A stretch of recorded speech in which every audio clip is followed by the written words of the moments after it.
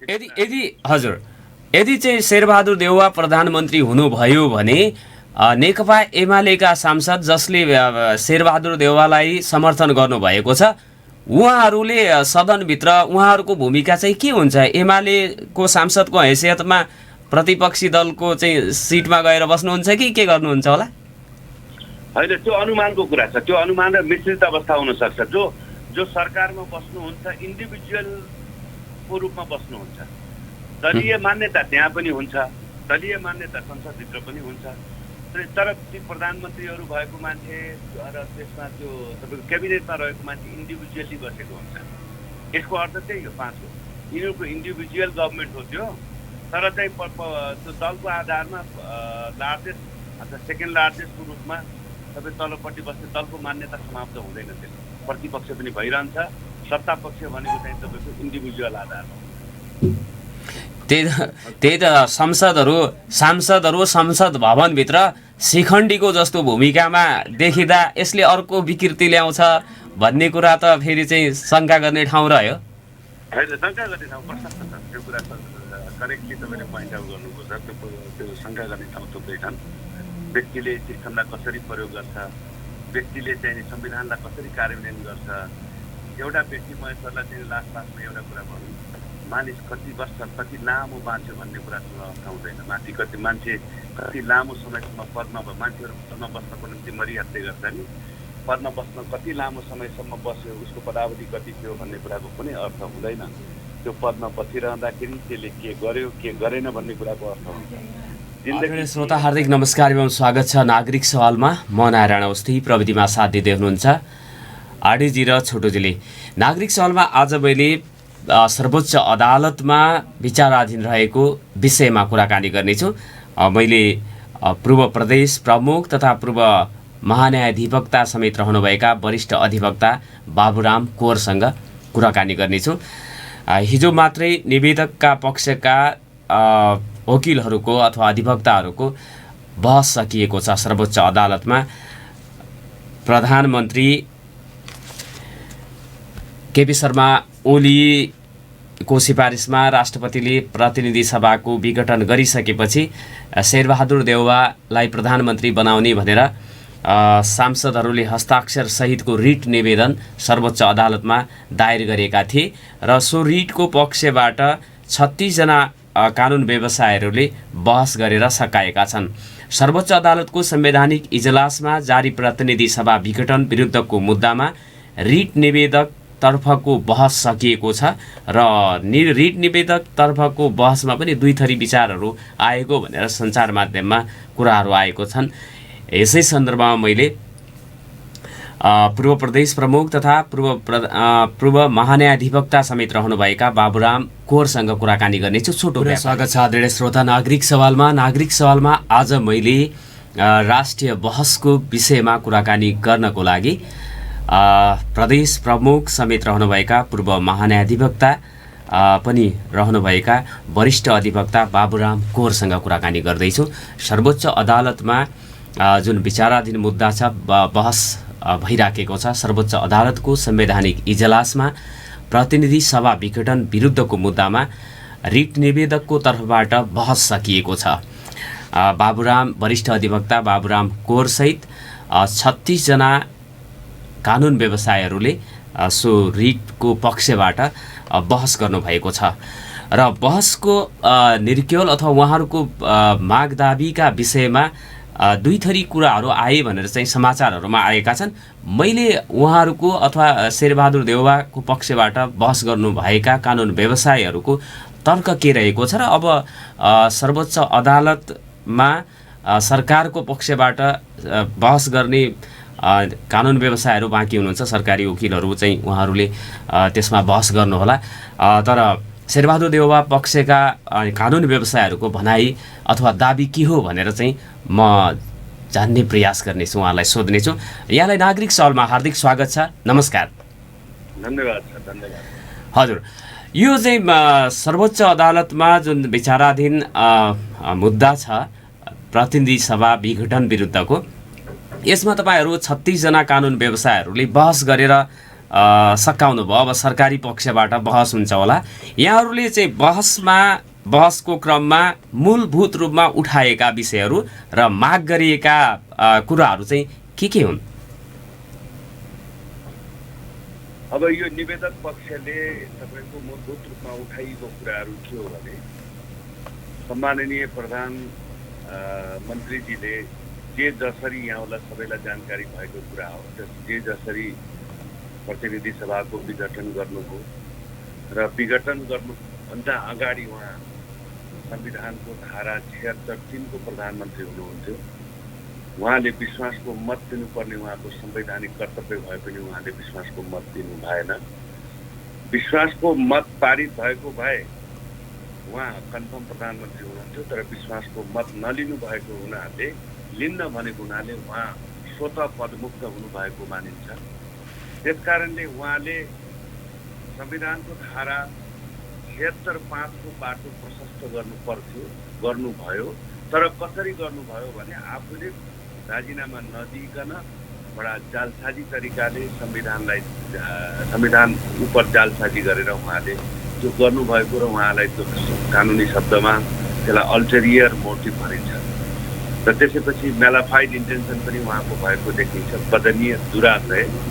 जसरी भए पनि जति लामो समय सकिन्छ तबसम्म प्रधानमन्त्रीको पदमा बसिरहँ, या काम चलाउ प्रधानमन्त्रीको रूपमा बसौँ या फेरि कन्फर्म प्रधानमन्त्रीको रूपमा बस्छौँ। कन्फर्म प्रधानमन्त्रीको रूपमा उहाँ पदमा बसेपछि काम चलाउ प्रधानमन्त्रीको रूपमा भए पनि बस्नको निम्ति उहाँ 6 महिना भए पनि बस्नको निम्ति उहाँले सो कार्य गरेको देखिन्छ र उहाँको मनमा खोट थियो, उहाँको दुराशयपूर्ण मनसाय थियो, उहाँको अन्यान्य रुचिको कारणले यो सबै भयो। र त्यो भएको कुरालाई संविधानको रक्षा गर्ने र पालन गर्ने परम कर्तव्य बोकेको सम्माननीय राष्ट्रपतिज्यूले त्यसलाई सदर गर्नुभयो।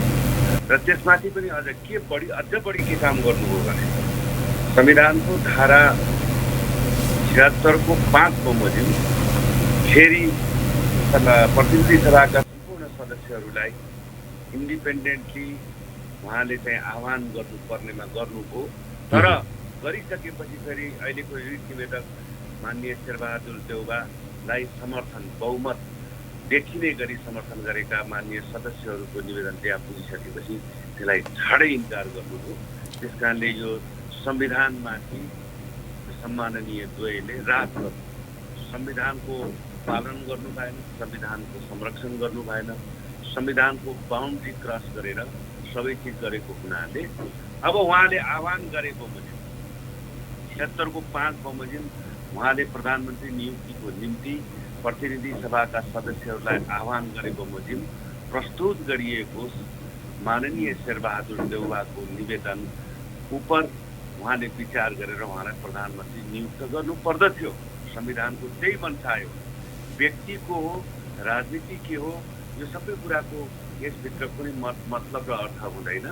यो संवैधानिक प्रोसेसको कुरो हो, यो संवैधानिक डाइनामिजमभित्रको कुरो हो र उहाँले संवैधानिक रूपले पुरा गर्नुपर्ने कर्तव्यबाट च्युत भएको देखिन्छ र त्यो च्युत हुनुको पछाडि उहाँको आफ्नो स्वार्थ गाँसिएको देखिन्छ। त्यसकारण त्यो हुनु हुँदैन, त्यो गर्नु हुँदैन। संविधानलाई जीवन्त राख्नुपर्छ, संविधानको कार्यान्वयन हुनुपर्छ भन्ने नै रिट निवेदकको भनाइ हो। त्यसबाट निस्कने परिणाम भनेको मात्रै कति हो भने संविधान जीवन्त रह्यो भने, संविधानको सफल कार्यान्वयन यो मुद्दामा भयो भनेदेखि त्यसबाट निस्कने परिणाम भनेको शेरबहादुर देउवा प्रधानमन्त्री नियुक्त हुनुपर्छ र उहाँले 30 दिनभित्र फेरि विश्वासको मत दिनुपर्छ र त्यसरी लिनुभयो भने उहाँ कन्फर्म प्रधानमन्त्री हुनुहुन्छ। यदि उहाँले फेरि विश्वासको मत संसदमा दिन सक्नु भएन भने स्वाभाविक हिसाबले उहाँलाई संसद विघटन गर्ने अधिकार उहाँलाई हुन्छ। 5 को मन्त्रीलाई हुन्छ, 5 को प्रधानमन्त्रीलाई हुन्छ, 76 को 5 को प्रधानमन्त्रीलाई हुन्छ।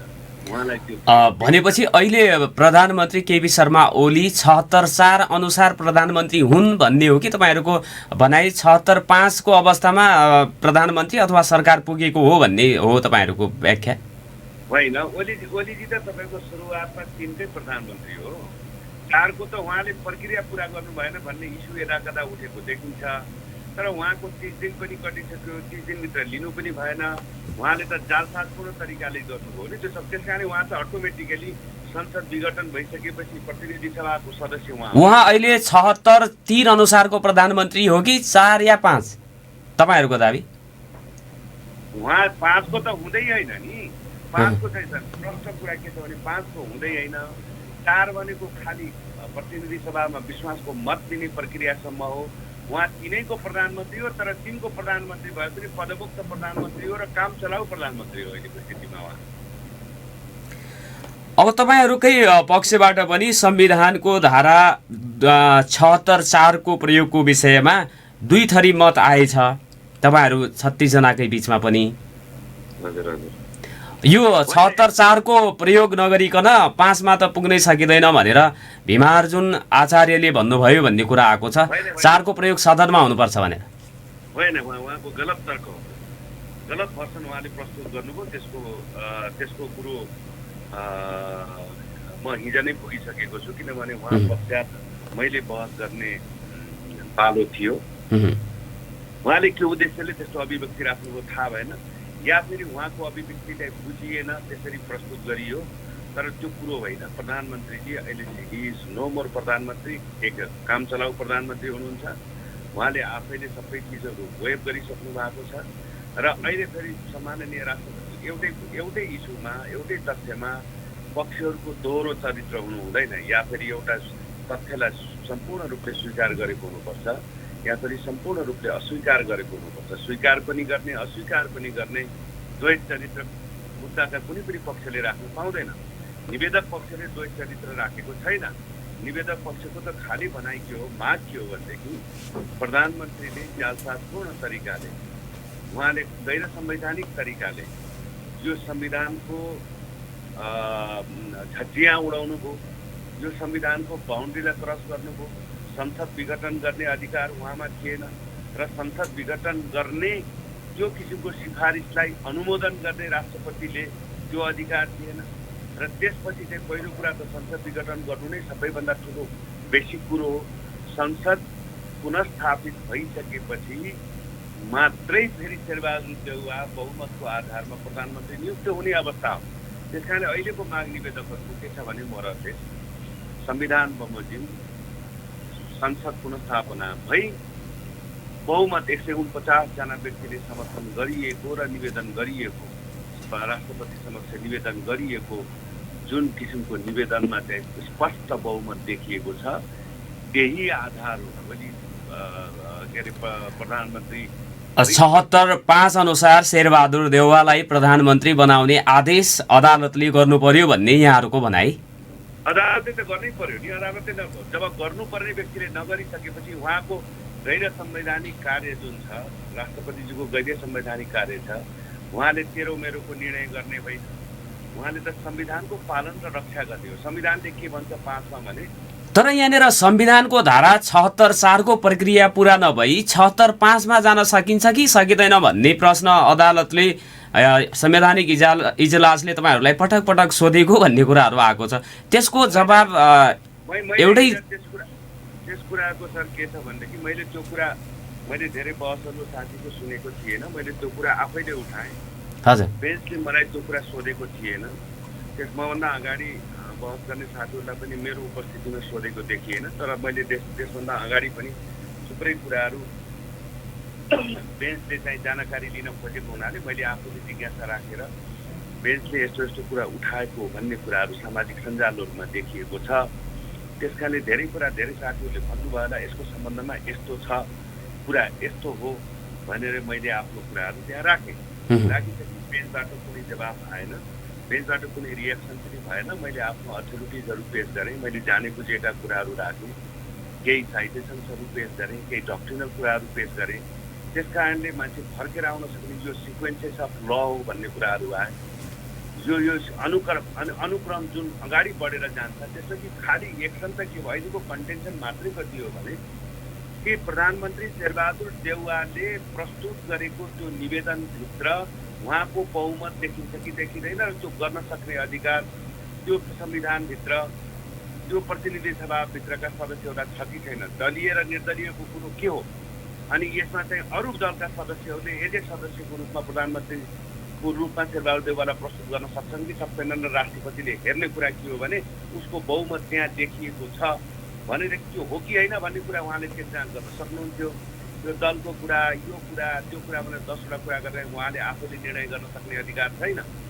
उहाँले चाहिँ के गर्नु पर्थ्यो भनेदेखि प्रधानमन्त्रीको रूपमा शेरबहादुर देउवाला नियुक्त गरेर त्यसपछि 30 दिनभित्र उहाँलाई चाहिँ नि संसदमा विश्वासको मत दिन पाउने गरी पठाउनु पर्छ।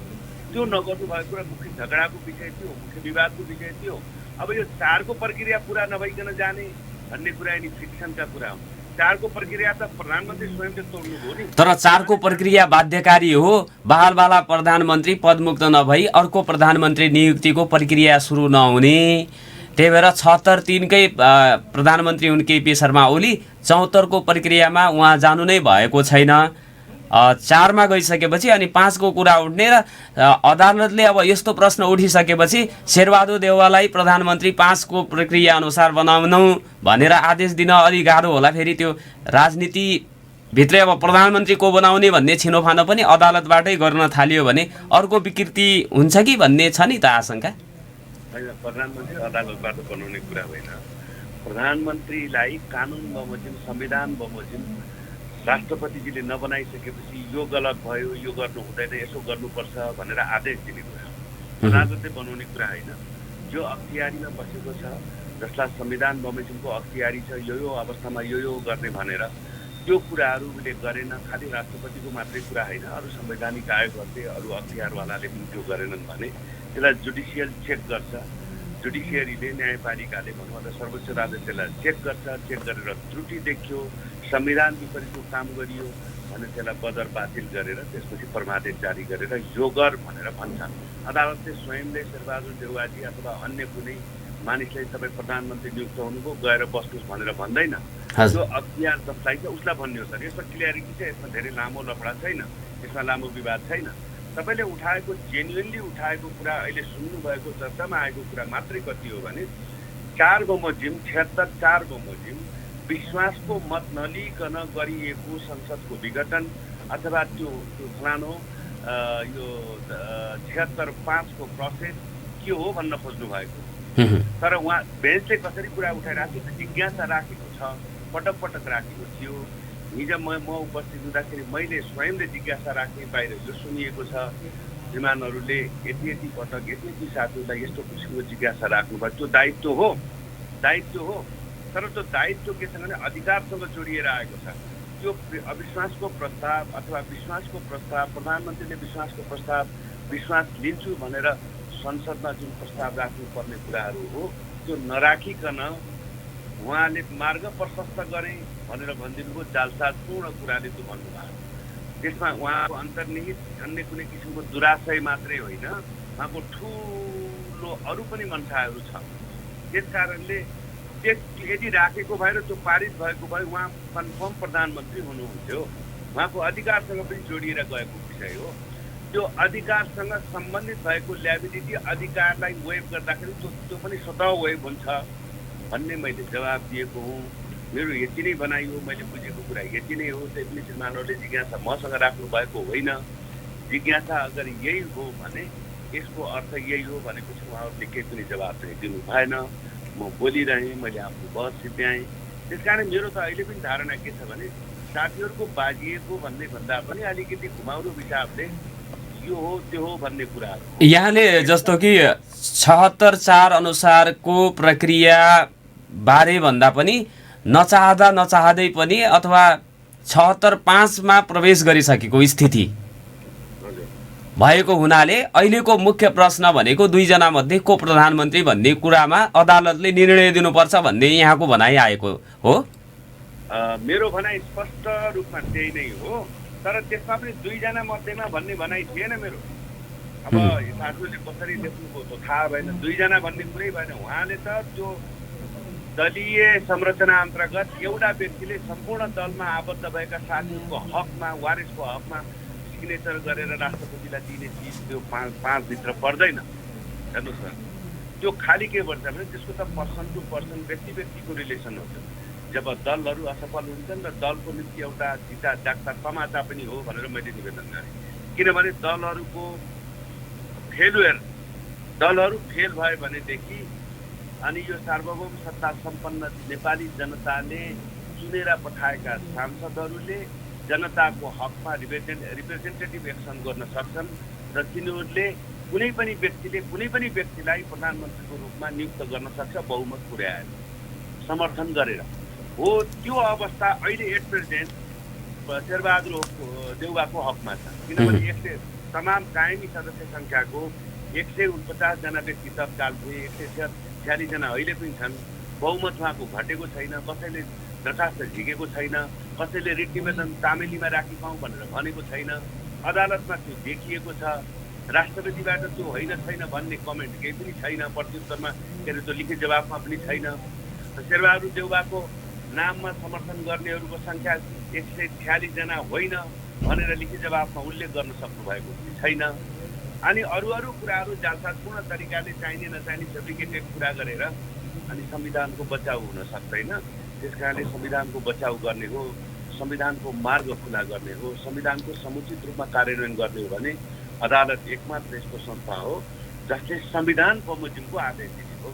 संविधान बमोजिम नगर्ने कुनै पनि व्यक्ति विशेषलाई अख्तियारवाला होला संविधान बमोजिम गर भनेर भन्ने कुरालाई अदालतले प्रधानमन्त्री नियुक्ति गर्यो भनेर त्यसको चाहिने त्यस्तो खालको व्याख्या गर्नु हुँदैन भन्ने एउटा अब यो मुद्दाको किनारा यदि शेरबहादुर देउवा प्रधानमन्त्री हुने गरी गरियो भने भोलिको दिनमा सरकारले 2 वर्ष काटिसकेपछि सदनमा निर्दलीय अभ्यास हुने र त्यसको परिणाम फेरि सुखद नहुने भन्ने आकलनहरू गरिएको छ। सदन अथवा संसदीय दलबाट अथवा पार्टीबाट चुनाव जितेको व्यक्ति त निर्दलीय हुनै सक्दैन, उसलाई पार्टीको हिप लाग्ला, संसदीय परम्परा अथवा अभ्यास त्यो चाहिँ मान्नुपर्ने हुन्छ होला। नत्र त हरेक वर्ष 2 वर्षपछि सरकारको आयु 2 वर्ष पुगिसकेपछि यस्ता अभ्यासहरू सुरु होला नि। होइन, त्यसको एउटै जवाब छ। म तपाईँलाई क्लियर कुरा गर्छु। यो अहिलेका साथीहरू जो यस विवादमा संलग्न हुनुहुन्छ, तपाईँलाई हामीले सोच्ने कुरा यो हो कि म एउटा कानुन व्यवसायी हुँ, सर एउटा पत्रकार हुनुहुन्छ होइन। हाम्रो आफ्नो ठाउँमा आफ्नो किसिमको नैतिक जिम्मेदारी होला, देशका नागरिक हौँ, नागरिकको कर्तव्य पनि हामीले पुरा गरिराखेका होला। हामी त स्थिति जे छ त्यसैको मूल्याङ्कन र विश्लेषण गर्ने हो नि त। यो हुनुपर्छ भन्न सक्ने अधिकार त हामीलाई पनि छैन, उहाँहरूलाई पनि छैन नि। संविधान सभाको 6 वर्षको आयुभित्र यहाँलाई थाहा छ, म त्यति बेला एटर्नी जनरल थिएँ यो पछिल्लो पिरियडमा। मलाई 2-3वटा कुराहरू के थाहा छ म सेयर गर्न चाहन्छु भने कि तपाईँको यो 4 वर्षभित्र बन्नै सकेन, त्यस कारणले थप गरिएको 2 वर्षको 1.5 वर्षभित्र यो संविधान बन्यो र म त्यति बेला चाहिँ एटर्नी जनरलको हैसियतले तपाईँको त्यो तत्कालीन संविधान सभामा पछि त्यो व्यवस्थापिका संसद पनि भनेर भनियो, त्यसमा जाँदाखेरि मैले सुनेका कुराहरू यिनै मान्य। विशेष गरी अहिलेको प्रधानमन्त्रीजी तत्कालीन प्रधानमन्त्री सुशील कोइरालाका आएर 10 चोटि भन्ने गर्नुहुन्थ्यो, 2 दिन पनि ड्राफ्टिङमा अलिकति कमजोरी भयो, त्यसलाई अलिकति साफी गर्नु पर्यो भने तपाईँले सत्ता लम्ब्याउन चाहनु भएको, तपाईँले सबै सत्ता 10 दिन लम्ब्याउने 15 दिन लम्ब्याउने, उहाँलाई प्रधानमन्त्री हुने त्यत्रो हतार थियो। त्यति बेलाका साथीहरूलाई सबलाई थाहा थियो त्यो कुराहरू। अग्नि खरेलजी त्यति बेला अहिलेको 80 निवर्तमान महान्यायाधीश अग्नि खरेलजी त्यो बेलामा तपाईँको हुनुहुन्थ्यो, सांसद हुनुहुन्थ्यो, समानुपातिक के अरे संविधान सभा सदस्य हुनुहुन्थ्यो, उहाँहरूले पनि जान्नु भएको छ। त्यस कारण यो सबै साथीहरूले सुनेको कुरा यो त बनाइयो, त्यसको नि बनाइयो। त्यसमा संलग्न त्यति बेला उहाँ दलमा उसमा सरकारमा संलग्न हुनुहुन्थ्यो, किनभने त्यो गृह मन्त्रालयमा उप प्रधानमन्त्री हुनुहुन्थ्यो वामदेवजी। त्यस कारणले उहाँहरूलाई मैले केही पनि भन्न चाहन्न अरू कुरा, तर उहाँहरूको इच्छाले ल्याइएको संविधान हो। संविधानमा त्यो कुरो परेको छ। संविधानको धारा 76 को 1 देखि 10 सम्मको अध्ययन गर्नुहोस् पत्रकारको हैसियतले, मैले वकिलको हैसियतले त्यो अध्ययन गर्छु। यसमा कुनै विद र संविधानविद र कुनै विज्ञको जरुरत छैन। व्याकरण जानेको कुनै पनि व्यक्ति नेपालीले यसको सोझो अर्थ निकाल्न सक्छ। र त्यसको 5 को व्यवस्था के हो भने व्हाट इट इज भनेर हेर्नुभयो भने नि सर, त्यो 5 भित्र के देखिन्छ भने पर्सनले समर्थनको आधारमा प्रधानमन्त्री हुन पाउने हक राखेको छ। त्यहाँ दलसँग कुनै पनि मतलब छैन, त्यहाँ धारा 89 सँग कुनै सम्बन्ध छैन। दल सम्बन्धी ऐन 2073 को 28, 32 र 33 सँग कुनै सम्बन्ध राख्दैन। त्यस्तो अटोनोमस प्रोभिजन छ, त्यो त्यसको इन्टिग्रिटी छ। त्यस कारणले यो विषयमा कम्प्लेन गर्ने भने संशोधन गर्न सकिन्छ भने संशोधनमा लिएर गयो हुन्छ, केही आपत्ति छैन। तर वास्तविक र ट्रु पिक्चर त यही हो। फेरि यसलाई दलीय र निर्दलीय भनेर एक्जाजरेट गर्नुपर्ने अवस्था छैन, यसलाई फेब्रिकेट गर्नु हुँदैन। यो व्यवस्था यस्तो छ, इन्डिभिजुअलको इन्डिभिजुअलिटीलाई रिकगनाइज गरेको छ संविधानले। रिप्रेजेन्टेटिभ एक्सनभित्र जनताको प्रतिनिधिलाई एज एन इन्डिभिजुअल तैँले काम गर्न सक्छस् भनेर रेकगनाइज गरेको कुरा हो। यसलाई निर्दलीयता भन्दैन, यसलाई त्यो संवैधानिक सेन्समा निर्दलीयता हामीले भन्दैनौँ। जसरी शेरबहादुर देउवाको तर्फबाट प्रधानमन्त्री 76.5 का अनुसार दाबी गरिएको छ, त्यसै किसिमले केपी शर्मा ओलीले पनि त दाबी गर्नुभएको छ नि। केपी शर्मा ओलीले दाबी गरेको कुरा त्यस्तो भयो त सर बुझ्दाखेरि केपी शर्मा ओलीले दाबी गर्नुभएको छ। उहाँले के भनेर गर्नुभएको छ, दलको संसदीय दलको नेताको हैसियतले दलको अध्यक्षको हैसियतले सबैको हकमा सिग्नेचर गरिदिनु भयो नि।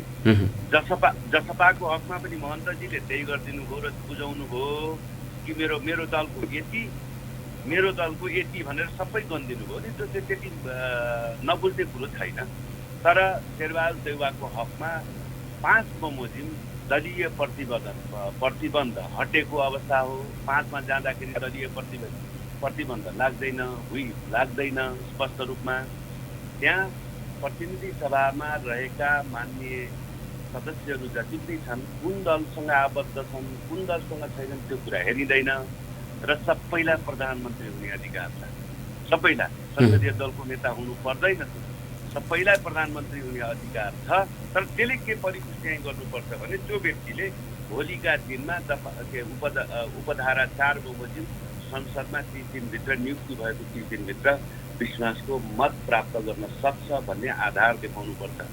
त्यस्तो आधार के त भनेर हेर्ने हो भने शेरबहादुर देउवाले इन्डिभिजुअल्ली सिग्नेटरी अथोरिटी सहित 149 जना मान्छे लिएर गइसकेपछि जो आधार मजबुत आधार हो कि अनि फेरि सम्माननीय अहिलेको वर्तमान प्रधानमन्त्रीजीले दलको आधार मसँग यति छन्, जसपासँग यति छन्, फलानासँग यति छन्, ती सबैले मलाई समर्थन गर्छन् भनेर लिएर गएको आधार बलियो भन्नुहोस्। भनेपछि प्रधानमन्त्रीको दाबीमा आधार छैन, त्यो बलियो छैन। उहाँलाई छैन बिल्कुल छैन। पहिलो कुरा त उहाँले मोरल्ली फेरि क्लेम गर्न पाउनुहुन्न। गर्नलाई मैले अघि भने नै कि प्रतिनिधि सभाको केपी शर्मा ओलीको दाबी पुग्दैन पनि भन्नुभएको छ यहाँहरूले। के आधारमा चाहिँ उहाँको दाबी नपुग्ने हो? केपी शर्मा ओलीको मैले भर्खरै भने नि अहिले केपी शर्मा ओलीको दाबी नपुग्ने दुईटा आधार। एउटा कुरा मोरालिटी एन्ड ल भन्छ कि पोलिटिक्सभित्र मोरालिटीको बहुत ठुलो तपाईँको अर्थ हुन्छ। अब उहाँ त जे गरे पनि ठिकै छ भन्नुहुन्छ, साम्भविक ज्ञान भएको मान्छे देखिनुहुन्छ उहाँ, जहाँ चाहिँ उहाँ सर्वज्ञ देखिनुहुन्छ, दुःख लाग्दो कुरा। उहाँ मेरो पनि संरक्षक हो नि, उहाँ तपाईँको पनि संरक्षक, उहाँ देशको प्रधानमन्त्री हो, उहाँ संरक्षक हो, राष्ट्रपति, देशको राष्ट्रपति सबै जनताको निम्ति त्यत्तिकै सद्भाव र अहोभाव राख्दछ। पर्टिकुलर व्यक्तिको निम्ति ध्यान दिँदैन, पर्टिकुलर व्यक्तिको निम्ति उनीहरूले सिस्टमै कोल्याप्स हुने गरी कुनै पनि काम गर्दैन।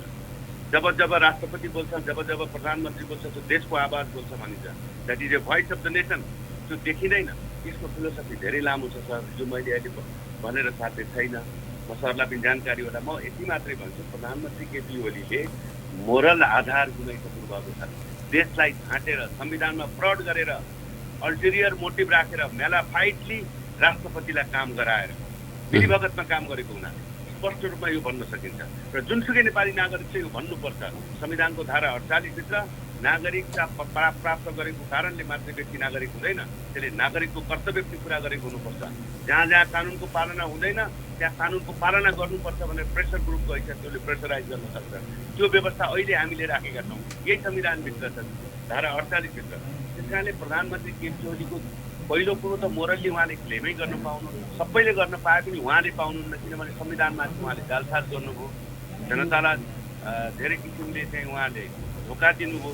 तर उहाँको कार्यशैलीबाटै के देखियो भने त्यस्तो तरिकाले पनि चाहिँ पटक चाहिँ प्रतिनिधि सभा विघटन हुन्छ। केपी शर्मा ओली बाहेक कुनै अर्को सदस्यले यदि दाबी गरेको भए त्यो फेरि चाहिँ त्यो दाबी चाहिँ विचार गर्न योग्य अथवा त्यो वैध हुने भन्ने पनि आएको होला नि तर्क। यदि गरेको भए चाहिँ हुन्थ्यो? होइन छैन। अरूले हेरेर जुनसुकै यस्तो प्रतिनिधि सभामा प्रतिनिधित्व गर्ने कुनै पनि यस्तो प्रतिनिधि सभाको सदस्य जसले बहुमत प्रकट गर्न सक्छ, जसको मलाई यतिजना व्यक्तिले सपोर्ट गरिराखेका छन् भनेर सम्माननीय राष्ट्रपतिजी कहाँ पेश गरेर त्यो कुराहरू देखाउन सक्छ, त्यही व्यक्ति हुने हो नि। आधार त त्यही हो।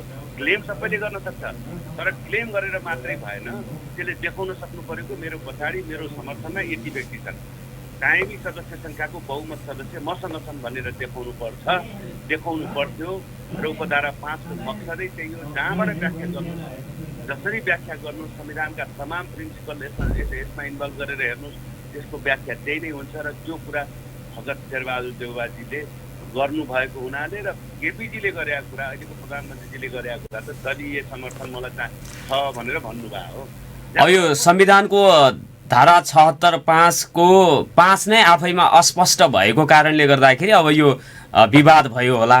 अब त सर्वोच्च अदालतबाट यसको स्पष्ट व्याख्या आउँछ होला नि, यो निर्णयसँगै, फैसलासँगै। आउनु सर्वोच्च अदालतबाट स्पष्ट व्याख्या आउनुपर्छ नि भन्ने मैले आफ्नो लिइराखेँ। त्यसमा 5 अन्तर्गतको प्रधानमन्त्री नियुक्त हुनुपर्ने व्यक्ति भनेको शेरबहादुर देउवा अहिलेको घडीमा कुनै पनि यस्ता इन्सिडेन्टहरू दोहोरिन सक्छन्। तर तपाईँले अघि जिज्ञासा राखे जस्तै यो त अस्थिरताको स्थिति हुनसक्छ, भोलिका दिनमा जोसँग पनि यस्तो घटना घट्न सक्छ, 2 वर्षपछि सबैलाई यो स्थिति बेहोर्नु पर्ने हुनसक्छ भनेर भन्नुभयो। त्यो सत्य कुरा हो, त्यो सत्य कुरा हो, म स्वीकार गर्न तयार छु। संविधानमा यो प्रोभिजनहरू रहेसम्म र यस्तो खालको स्ट्रक्चर रहेसम्म, धारा 76भित्र 1 देखि 10 सम्म यस्तो स्ट्रक्चर रहेसम्म यो स्थिति दोहोरिरहन सक्छ, त्यसमा चाहिँ कुनै विवाद छैन। यदि चाहिँ शेरबहादुर देउवा प्रधानमन्त्री हुनुभयो भने नेकपा एमालेका सांसद जसले शेरबहादुर देउवालाई समर्थन गर्नुभएको छ, उहाँहरूले सदनभित्र उहाँहरूको भूमिका चाहिँ के हुन्छ? एमालेको सांसदको हैसियतमा प्रतिपक्षी दलको चाहिँ सिटमा गएर बस्नुहुन्छ कि के गर्नुहुन्छ होला? होइन, त्यो अनुमानको कुरा छ। त्यो अनुमान र मिश्रित अवस्था हुनसक्छ। जो सरकारमा बस्नुहुन्छ इन्डिभिजुअलको रूपमा बस्नुहुन्छ, दलीय मान्यता त्यहाँ पनि हुन्छ, दलीय मान्यता संसदभित्र पनि हुन्छ। तर ती प्रधानमन्त्रीहरू भएको मान्छे र त्यसमा त्यो तपाईँको क्याबिनेटमा रहेको मान्छे इन्डिभिजुअली बसेको हुन्छ। यसको अर्थ त्यही हो। 5 हो, यिनीहरूको इन्डिभिजुअल गभर्मेन्ट हो त्यो, तर चाहिँ त्यो दलको आधारमा लार्जेस्ट अथवा सेकेन्ड लार्जेस्टको रूपमा तपाईँ तलपट्टि बस्ने दलको मान्यता समाप्त हुँदैन। त्यसमा प्रतिपक्ष पनि भइरहन्छ। सत्ता पक्ष भनेको चाहिँ तपाईँको इन्डिभिजुअल आधारमा। त्यही त सांसदहरू संसद भवनभित्र शिखण्डीको जस्तो भूमिकामा देखिँदा यसले अर्को विकृति ल्याउँछ भन्ने कुरा त फेरि चाहिँ शङ्का गर्ने ठाउँ रह्यो।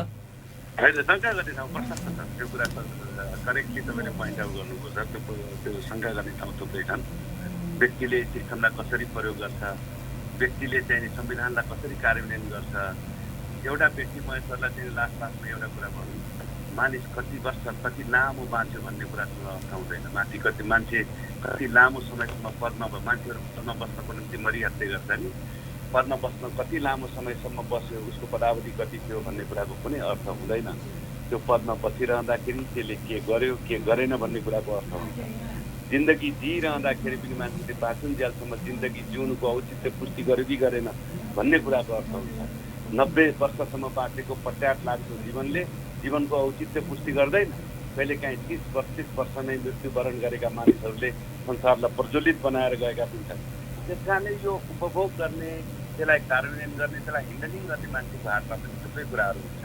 सम्माननीय मैले अत्यन्त आदरका साथ भन्छु कि सम्माननीय प्रधानमन्त्रीजीले तरक्क त्यो कुराहरू उच्च मोरालिटी देखाएर आफू विश्वासको मत दिन सक्दिनँ भन्ने जानेको र त्यो गरेको भएदेखि तुरुन्त त्यति बेला राजीनामा दिएर उहाँले बाटो प्रशस्त गरिदिएको भए यो स्थिति आउने थिएन।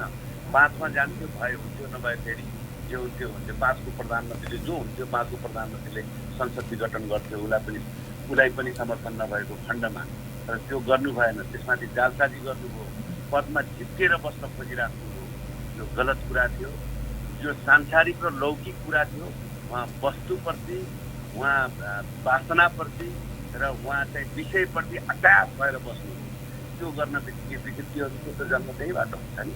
त्यस कारणले को व्यक्ति प्रधानमन्त्री भयो, को व्यक्ति राष्ट्रपति भयो, को मुख्यमन्त्री भयो, को प्रदेश प्रमुख हो, को प्रधान न्यायाधीश हो भन्ने कुराले अर्थ राख्छ। त्यहाँ गजबको मान्छे जानुपर्छ त्यो ठाउँमा, सबै कुरा बुझेको मान्छे जानुपर्छ भन्ने कारणै त्यही हो। बाटो उठाउनुको अथवा कम ज्ञान भएको सम्पूर्ण रूपले लौकिक मान्छे गयो भने स्थिति अलिक खराब हुन सक्छ। यस्ता लक्षणहरू देखिया हुन्छ। अब यस्तै हो कुरा। तपाईहरूको बहस सकिएको छ। अब सरकारी पक्षको बहस आजबाट सुरु हुन्छ। अब कहिलेसम्म त्यो बहस सकिन्छ होला? त्यो समय सीमा तोक्या छ सर्वोच्च अदालतले? तोकेको छ। हामीलाई निवेदकलाई जस्तै उहाँहरूलाई पनि 15 घण्टाको समय हो। हामीलाई अहिले 12 घण्टा उहाँहरूले बहस गरिसकेपछि निवेदकलाई कसले गर्ने सल्लाह गरौँ न। अलिकति वर्कआउट पनि नभएको जस्तो लाग्यो मलाई पनि। तपाईँले सोधेको तपाईँले राखेको जिज्ञासा करेक्ट छ।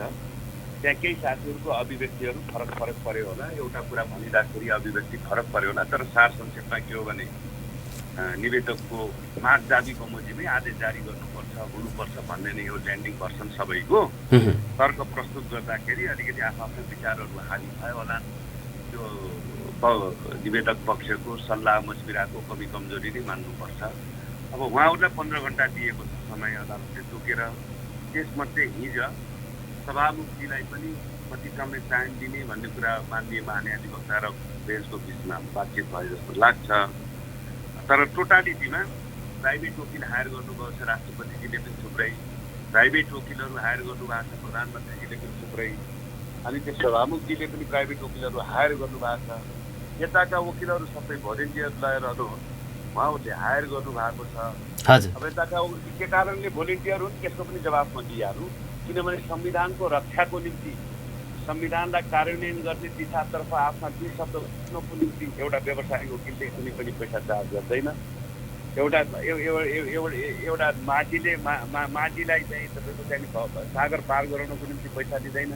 एउटा नाउले नाउको कपाल काट्दाखेरि पैसा लिने व्यावसायिक महत्त्व छ। एउटा पत्रकारले तपाईँले वकिललाई पैसा तिर्नु पर्दैन। कुनै लफडामा हामीले थुप्रैचोटि बहस गरेका छौँ। एउटा वकिललाई आपत पर्दाखेरि पत्रकारले चाहिँ कुनै किसिमको टाँचु गरेर नाटक गर्दैन, स्वाभाविक हिसाबले हेल्प गर्छ। त्यस कारण उता कति छन् अब थाहा छैन। सबैजना सरकारी वकिल छ, तपाईँको चाहिँ प्राइभेट वकिलले गरेर 15 घण्टा। अब अदालतबाट त अदालतले तपाईँहरूको दाबी उहाँहरूको चाहिँ दाबीहरू सुनेर दुईटै भन्दा फरक किसिमको पनि त आउन सक्छ, भर्डिक्ट त जेसुकै पनि आउन सक्छ भन्ने हुन्छ कि हुँदैन? हुन्छ सर, त्यस्तो हुनसक्छ। उपयुक्त आज्ञा आदेश कृषि जारी गरिपाउँ भन्ने नै हुन्छ। भन्ने अब निवेदकको भनाइ एक थोक अनि प्रत्याशीको भनाइ रिटै खारेज गरिपाउँ केही पनि होइन, मैले गरेको सबै ठिक छ भन्ने नै हुन्छ। रिट निवेदकको भन्दा थोरै तलमाथि भएर अथवा केही गरेर उपयुक्त अदालतमा के उपयुक्त लाग्छ त्यसको आदेश यसमा मात्रै होइन, थुप्रै मुद्दामा दर्जनौँ मुद्दामा आइरहेका हुन् पहिला। त्यस कारणले आउन सक्छ। हामीलाई कुराकानी गर्नको लागि यहाँको व्यस्त समय दिनुभएकोमा म हार्दिक आभार एवं धन्यवाद प्रकट गर्दछु। धन्यवाद छ। मेरो पनि धेरै मलाई मौका दिनुभयो, दुईवटा कुरा सेयर गरेँ, त्यसको लागि धन्यवाद।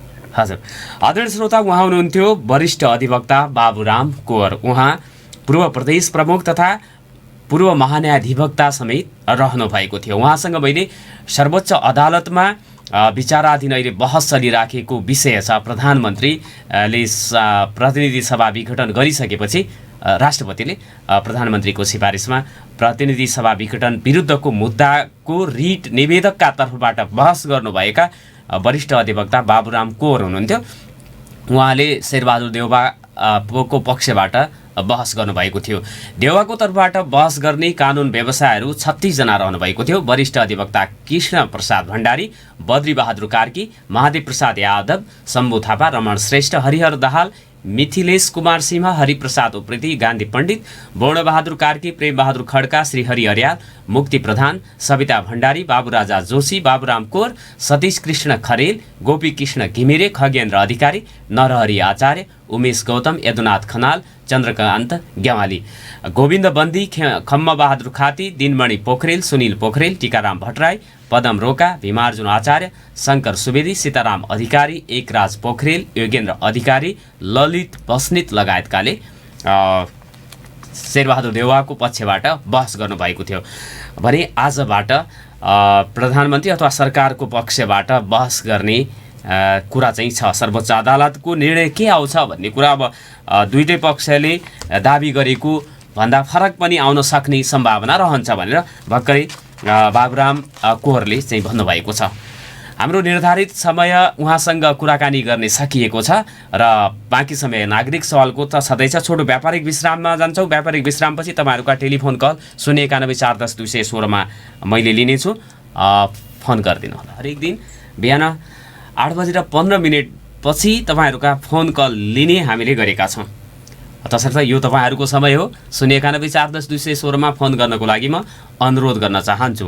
तपाईँहरूले हामीलाई दिनेश FM 93.8 मेगाहर्ज, दिनेश खबरको फेसबुक पेज, मोबाइल एप्लिकेसन, अनलाइनबाट पनि एकसाथ हेर्न र सुन्न सक्नुहुनेछ। यसै गरी दिनेश खबर .com हाम्रो युट्युब च्यानल रहेको छ। त्यहाँ गएर पनि यहाँहरूले हाम्रा हरेक भिडियोहरूलाई, हरेक सामग्रीहरूलाई हेर्न र सुन्न सक्नुहुनेछ। र हाम्रो पेज दिनेश खबर .com छ, त्यसलाई लाइक र फलो पनि गरिदिनु होला भनेर अनुरोध गर्न चाहन्छु। लम्कीमा रहेको लम्की एफएमबाट पनि यहाँहरूले नागरिक सवाल कार्यक्रम सुन्दै आइराख्नु भएको छ। र अहिले हरेक किसिमका विकृतिहरू, विसङ्गतिहरू हाम्रो टोल छिमेकमै भइराखेका छन् होला। असारे विकासका सन्दर्भ हुन सक्छन्, वन विनाशका कुराहरू चाहिँ एकदमै बढेर आएको भन्ने कुराहरू आएको छ। सामुदायिक वन, राष्ट्रिय वनमा अतिक्रमण तीव्र भएको विषयको समाचार मैले नै धेरै पटक बनाइसकेको अवस्था छ। र खास गरेर भूमि सम्बन्धी समस्या समाधान आयोगले जग्गाको लालपुर्जा दिने हिसाबले यो आवेदनहरू खुला गरिसकेपछि वन क्षेत्रको एकदमै प्रयोगै नभएको त्यस्तो चाहिँ क्षेत्रलाई अतिक्रमण गरी आफ्नो नाममा लालपुर्जा लिनको लागि विभिन्न किसिमका कसरतहरू, अभ्यासहरू भएका खबरहरू हरेक जसो सामुदायिक वन क्षेत्रबाट अथवा त्यहाँको उपभोक्ताहरूले त्यो विषयलाई एउटा विवाद, त्यो विषयलाई चाहिँ उठाइराखेका छन्। र यो विषयमा विवाद पनि देखिएको छ। वन क्षेत्रको एकदमै प्रयोगमै नआएको भर्खरै तारभाड गरेर अथवा हिजो अस्ति मात्रै ढुङ्गा फालेर आज जग हालेर घर बनाउन लागेका विवरणहरू धेरै ठाउँबाट आइराखेका छन्।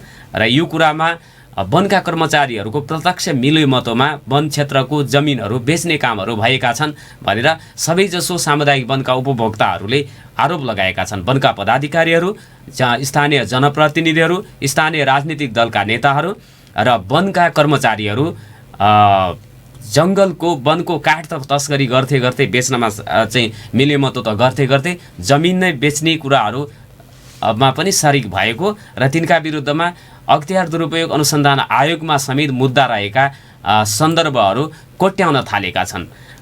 सर्वसाधारणले भने पहुँचवालाहरूले, शक्ति भएकाहरूले वन क्षेत्रको अतिक्रमणलाई अझ तीव्र पारेको छ र वन क्षेत्रमा भवनहरू बनाउनको लागि, संरचना बनाउनको लागि सरकारले, प्रदेश सरकारले, सङ्घीय सरकारले सक्छ भने सङ्घीय सरकार, प्रदेश सरकारका सांसदहरू, प्रदेश सभा सदस्यहरू, स्थानीय पालिकाहरूले वन क्षेत्रमा भौतिक संरचनाहरू बनाउनको लागि, विद्यालय बनाउनको लागि, क्याम्पस बनाउनको लागि, गुम्बा बनाउनको लागि, मस्जिद बनाउनको लागि, मन्दिर बनाउनको लागि, चर्च बनाउनको लागि र त्यसै गरी सामुदायिक भवन, विभिन्न खाली चाहिँ सङ्घ संस्थाहरूलाई भवन निर्माण गर्न दिने र ती सङ्घ संस्था सञ्चालन गर्ने व्यक्तिहरूले बिस्तारै सो भवन, सो जग्गालाई आफ्नो नाममा पार्ने किसिमका चलखेलहरू भएका छन्। कैलालीमा धेरै, कञ्चनपुरमा पनि होलान्, अन्य क्षेत्रमा, चुरे क्षेत्रमा अझ त्यो कुरा चाहिँ धेरै तीव्र भएको छ भन्ने कुराहरू आएका छन्। र वन क्षेत्रको चोरी तस्करी नियन्त्रण गर्न नसक्ने स्थितिमा वन अधिकारीहरू रहेका छन्। भर्खरै पनि मलाई मसुरियाबाट फोन आउँदैछ। वनको सामुदायिक वनका पदाधिकारीहरूले काठ समातेको छ, तर वन कर्मचारीहरूले त्यसमा कारबाही चलाउनको लागि इच्छा नदेखाएको भन्ने कुरा भर्खरै आउँदै थियो। 091 410 216 फोन आएको छ। यहाँलाई नागरिक सवालमा हार्दिक स्वागत छ। नमस्कार, को बोल्दै हुनुहुन्छ? नमस्ते सर, नमस्ते, म चिन्तन बोलेको हो। हजुर चिन्तनजी, सन्चै हुनुहुन्छ? एकदम ठिकै छ, हजुरको सुनाऊ। हजुर ठिकै छौँ। अनि के भन्नुहुन्छ आज नागरिक सवालबाट?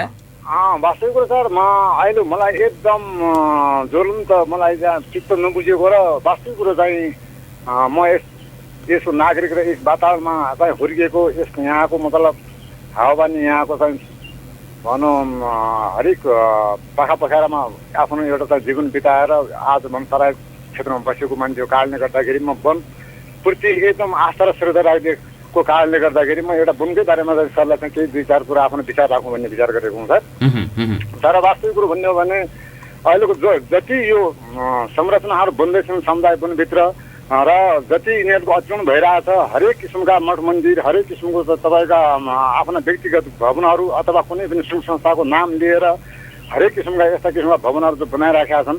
तर वास्तवमा यो किन बनिरहेछ, कसरी बनिरहेछ, यो कसको मतलब चाहिँ अगाडि पछाडिबाट पुस भइरहेछ र सरकारी बजेट पनि त्यो ठाउँमा चाहिँ युज भइरहेछ र कुन पार्टीको निर्देशनबाट यो काम भइरहेछ त्यत्तिकै व्यक्तिले त गर्न सक्दैन। समुदाय वनको के अरे वन जङ्गल भनेको वास्तवमा आफैमा कानुन छ। तपाईँको दाफा कुनै पनि समुदाय वनभित्रको दाफा तपाईँको परिषद 9 को 18(1) मा उल्लेखित गरिएको छ कि कुनै पनि समुदायलाई वन हस्तान्तरण गर्दाखेरिमा वनमा कुनै पनि कटेरो, कुनै गोठ वा कुनै आफ्नो व्यक्तिगत पर्सनली कुराहरू राख्न मिल्ने छैन र यस्तो देखिएमा पदाधिकारीमा र अनि त्यो बनाउने व्यक्तिलाई चाहिँ कड़ा कारबाही हुनेछ र यति लाखदेखि यति लाख जरिमाना र प्लस यति वर्ष कैद हुने भनेर उल्लेखित गरिएको ठाउँ देख्दै पनि आज केही व्यक्तिको मिलो मात्र, केही पार्टीका त्यस्ता हालिमुखाली व्यक्तिका केही मतलब आसेपासेले कुनै व्यक्तिलाई त्यो जमिन र अनि त्यो भनौँ समुदाय वनको अथवा राष्ट्रिय वन होस् चाहे समुदाय वनको कुनै जमिनहरू बेचेर अनि कमिसन खाएर तपाईँ यो ठाउँ बनाउनुहोस्, हामी निर्णय गर्छौँ भन्ने किसिमका कुराहरू बाहिर उठेका छन् र यसलाई निन्दनीय कुरा छ।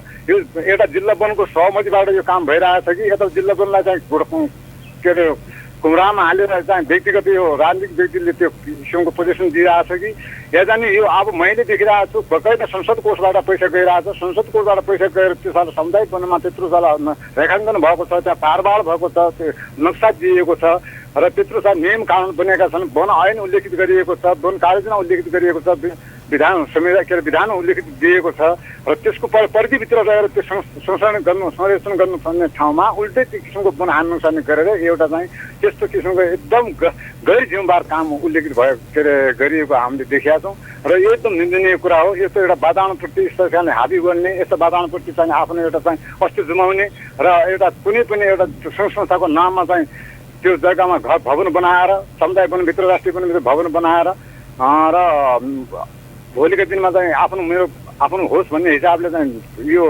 के भन्छन् भूमि सुधार आयोगको चाहिँ निवेदन लेखेर त्यहाँ चाहिँ मेरो यो जग्गा फाल्ने ठाउँमा छ भनेर त्यहाँ देखाएर त्यस्तो अवस्था सिर्जना भएको देखिया छ। यसलाई तत्काल के अरे खोज नीति गरेर र समुदाय वनका पदाधिकारीलाई पनि त्यस्तो कुन व्यक्तिले गरिएको छ त्यो व्यक्तिलाई पनि सम्बन्धित निकायमा बोलाएर त्यो वास्तविक चाहिँ त्यो गरेकै हो, तिनीहरूले चाहिँ कुनै किसिमको घुसपैठ गरेर त्यस्तो काम गरेर त्यो पैसा खाएर त्यो काम गरेको भने वन ऐन बमोजिम कडा कारबाही हुनुपर्छ र वन ऐन अनुसार तिनीहरूलाई चाहिँ पुरा जरिमाना हुनुपर्छ, कडा कारबाही हुनुपर्छ र तिनले गरेका क्रियाकलापप्रतिको तिनीहरू पद खारिज गर्नुपर्छ भन्ने मेरो सोचाइ हो सर। हजुर, यो विचारको लागि यहाँलाई हार्दिक धन्यवाद छ। हस् sir, thank you. Harish Bohra चिन्तन हुनुहुन्थ्यो। 091 मा तपाईँहरूको टेलिफोन कल लिँदै थिएँ म। एउटा टेलिफोन कल लिने सुविधा छ मसँग, फोन आइसकेको छ। स्वागत छ यहाँलाई नागरिक सवालमा। नमस्कार, को बोल्दै हुनुहुन्छ? नमस्कार। हजुर नमस्कार। नागरिक सवाल मार्फत यहाँले के भन्नुहुन्छ? हजुर, यो वास्तवमा भन्नुपर्दाखेरि नेपालको के अरे जुन वन नेपालको हरियो वन नेपालको धन भन्थे पहिला। अब त्यसको चाहिँ दुरुपयोग गरेर अहिले मान्छेले यो प्रकृतिका विरुद्धमा, किनकि वृक्ष भनेको त हाम्रो जीवन हो नि, यो जीवनलाई नै तहस नहस गर्ने खालका प्रवृत्तिहरू भइरहेका छन्। मान्छेमा यति लोभानी पापानी बढिसक्यो, यिनीहरूमा यतिसम्मको संस्कार खत्तम भइसक्यो, नैतिकता भन्ने पतन भइसकेको छ कि मान्छे आफ्नो स्वार्थ सिद्ध गर्नका लागि वन जङ्गल यहाँ तक वातावरणलाई नै ध्वस्त गर्न लागेका छन्। यी राक्षस प्रवृत्ति भएका मान्छेहरू प्रायः जसो लोभानी पापानीमा फँसेका अथवा त्यसमा लागेका यी वास्तवमा आचार नभएका व्यक्तिहरूबाट नै हुने गर्छन्। वास्तवमा भन्यो भने जबसम्म हाम्रो यो वनको संरक्षण हुँदैन, यसको सुरक्षा हुँदैन, तबसम्म हाम्रो जीवन पनि सुरक्षित छैन भन्ने मलाई लाग्दछ सर। हस्, यो विचारको लागि म हार्दिक धन्यवाद दिन चाहन्छु यहाँलाई। र हाम्रो निर्धारित समय पनि सकिएको छ। 091 मा फोन लगाउनुभएका तपाईँहरूलाई धन्यवाद। प्रयास गर्नुभएकाहरूले भोलि पनि प्रयास गरिदिनु होला। तपाईँहरूका फोन कलहरू हामी निरन्तर रूपमा लिनेछौँ। तपाईँहरूका विचारहरूलाई प्रत्यक्ष प्रसारण गर्न पाउनु हाम्रो लागि खुसीको विषय हो। भोलि अर्को विषय र वस्तु र प्रसङ्गमा कुराकानी गर्ने बाचाका साथ आजलाई भने बिदा माग्छु। नमस्कार, शुभ दिन।